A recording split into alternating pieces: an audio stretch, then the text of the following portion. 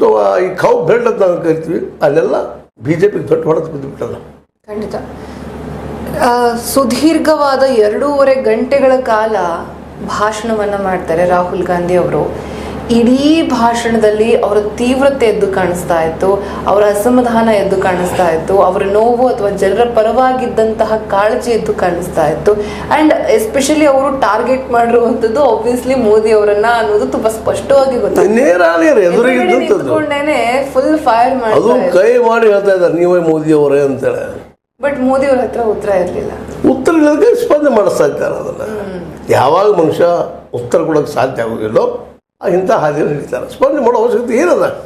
Already ಅದು live ಆಗಿ ಹೋಗ್ಯದ, ಜನ ನೋಡಿಬಿಟ್ಟಿದ್ದಾರೆ, ಏನು ತೆಗೆಸೋ ಅವಶ್ಯಕತೆ ಇರಲಿಲ್ಲ. ಇದನ್ನು ಮತ್ತಷ್ಟು ಅದನ್ನು ಪ್ರಚಾರ ಮಾಡಿದ್ರು. ತೆಗೆಸಲಿಕ್ಕೆ ಹೋಗಿ ಪ್ರಚಾರ ಮಾಡಿದ್ರು. ಯಾವಾಗಲೂ ಕೆಲವೊಂದು ಸಮಸ್ಯೆಗಳು ಬಂದಾಗ ಅವುಗಳನ್ನ ಅಷ್ಟಕ್ಕೆ ಅವ್ನು ಬಿಟ್ಟು ಬಿಡ್ಬೇಕು. ಅದನ್ನು ನೀವು ಅದು ಜೋಡಿ ಮತ್ತೇನಾದ್ರು ಮಾಡ್ಲಿಕ್ಕೆ ಹೊರಟ ಇನ್ನಷ್ಟು ಹೆಚ್ಚು ಪ್ರಚಾರ ಆಗ್ತದೆ, ಮತ್ತಷ್ಟು ಜನಕ್ಕೆ ಗೊತ್ತಾಗ್ತದೆ ಏನದು ಏನು ಕುತೂಹಲ ಮನುಷ್ಯನಿಗೆ ಹುಡ್ತದೆ. ಹೀಗಾಗಿ ಮೋದಿಯವರು ಮೊದಲನೇದಾಗಿ ತಪ್ಪು ಮಾಡ್ತಾ ಇದ್ದಾರೆ. ಕಳೆದ 10 ವರ್ಷಗಳಿಂದ ಏನೇನು ಹೇಳಿ ಬಂದಿದ್ರು ಅವರು ಅವು ಯಾವ ಮಾಡಲಿಲ್ಲ. ಸುಮ್ಮನೆ ಘೋಷಣೆ ಮಾಡೋದು, ಪ್ರಚಾರ ತಗೊಳ್ಳೋದು. ಆ ಪ್ರಚಾರನ ಒಂದು 100 ರೂಪಾಯಿದ್ದು ಕೆಲಸ ಇದ್ದರೆ, ಯೋಜನೆ ಇದ್ದರೆ ಅದರಲ್ಲಿ 60 ಪೈಸೆದಷ್ಟು ಪ್ರಚಾರಕ್ಕೆ ಹಾಕಿಬಿಡೋದು. ಎಲ್ಲ ಕಡೆ ಬರೋ ಮೋದಿ ಮುಖ ನೋಡ್ರಿ ನೀವು ಕಳೆದ 10 ವರ್ಷಗಳ ಈ ಒಂದು ಅಡ್ವರ್ಟೈಸ್ಗಳ ಬೋರ್ಡ್ ನೋಡಿದರೆ ಒಂದು ಅಂದಾಜು ಅವ್ರು ಒಬ್ಬರ ದಿನ ಲೆಕ್ಕ ಮಾಡ್ತಾರೆ, ಒಂದು 25-30 ಸಾವಿರ ಕೋಟಿ ರೂಪಾಯಿ ಒಬ್ಬರು ಅಡ್ವರ್ಟೈಸ್ ಹೋಗಿರಬಹುದು ಅಂತ ಒಂದು ಅಂದಾಜು ಮಾಡ್ತಾ ಇದ್ದಾರೆ. ಸಣ್ಣ ಅಮೌಂಟ್ ಅಲ್ಲ ಅದು, ಒಬ್ಬರ ದಿನ. ಮತ್ತು ಉಳಿದು ಬೇರೆ ಅದು ಕೇವಲ ಅಡ್ವರ್ಟೈಸ್. ಜನರ ತಲೆಯಲ್ಲಿ ಏನು ತುಂಬುದಪ್ಪ ಅಂದರೆ ಮೋದಿ ಅವರು ಒಬ್ಬರ ನಾಯಕರು, ಉಳಿದವ್ರು ಯಾರು ಅಲ್ಲ ಅನ್ನುವಂಥದ್ದು. ಅದಕ್ಕೆ ಸಾಕಷ್ಟು ಪ್ರಚಾರ ಮಾಡಿದರು, ಏನೇನೋ ಮಾಡಿದರು. ಆದರೆ ಜನ ಇವತ್ತು ಒಂದು ವಿರೋಧ ಪಕ್ಷಕ್ಕೆ ಅನುಕೂಲ ಆಗುವಷ್ಟು ಮಟ್ಟಿಗೆ ತಂದು ಕೊಟ್ಟರು. ಜನರ ಧ್ವನಿ ಅಟ್ಲೀಸ್ಟ್ ಕೇಳಲಿಪ್ಪ ಸದನದಲ್ಲಿ ಅಂತೇಳಿ. ವಿರೋಧ ಪಕ್ಷದ ಹೋದ್ರೆ ಏನು ಮಾತಾಡೋದು ಅರ್ಧ ಸತ್ಯ ಅಲ್ರಿ, ಮುಗಿದು ಬಿಡ್ತಿತ್ತು.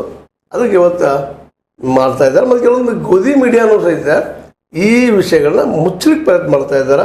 ಆದಷ್ಟು ರಾಹುಲ್ ವಿರೋಧವಾಗಿ, ಅಖಿಲೇಶ್ ಅವ್ರ ವಿರೋಧವಾಗಿ ಏನೇನೋ ಅವರು ಪ್ರಚಾರವೂ ಮಾಡ್ತಾ ಇದ್ದಾರೆ. ಆದರೆ ಜನ ಅಷ್ಟು ಹಿಂದಿನಷ್ಟು ಮೂರ್ಖರು ಆಗಲಿಕ್ಕಿಲ್ಲ. ಯಾಕಂದರೆ ಈಗ ಸ್ವತಃ ನಮ್ಮ ರಾಹುಲ್ ಗಾಂಧಿ ಅವರು ಮತ್ತು ಅಖಿಲೇಶ್ ಯಾದವ್ ಅವರು ಸಹಿತ ನಮ್ಮ ಮೂಮೆಂಟನ್ನು, ದಾಳಿಯನ್ನು ಮುಂದುವರಿಸಿದ್ದಾರೆ.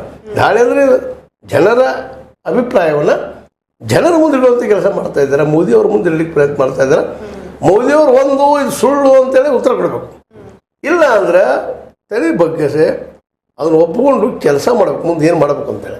ಯಾಕಪ್ಪ ಅಂದರೆ ಒಳ್ಳೆ ಅವಕಾಶ ಕೊಟ್ಟಿದ್ದಾರೆ. ಮತ್ತೊಮ್ಮೆ ಬಂದದ್ದು ಏನೋ ಅದು NDA ಮಿತ್ರ ಪಕ್ಷಗಳ ಸಹಕಾರದಿಂದ ಅದನ್ನು ಸದುಪಯೋಗ ಮಾಡಿಕೊಂಡು ಒಳ್ಳೆಯ ಆಡಳಿತ ಕೊಡೋದಕ್ಕೆ ಪ್ರಯತ್ನ ಮಾಡಬೇಕು.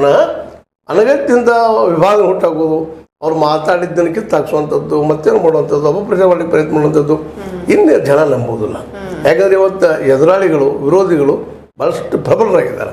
ಹೀಗಾಗಿ ಅವರನ್ನು ನೀವು ಬಾಯಿ ಬಂದ್ ಮಾಡ್ತಾನೋ, ಅವ್ರು ಪ್ರಚಾರ ಮಾಡದಂಗೆ ನೋಡ್ಕೊತಾನೋ ಅಂತ ನೀವು ತಿಳ್ಕೊಂಡಿದ್ರೆ ತಪ್ಪದ.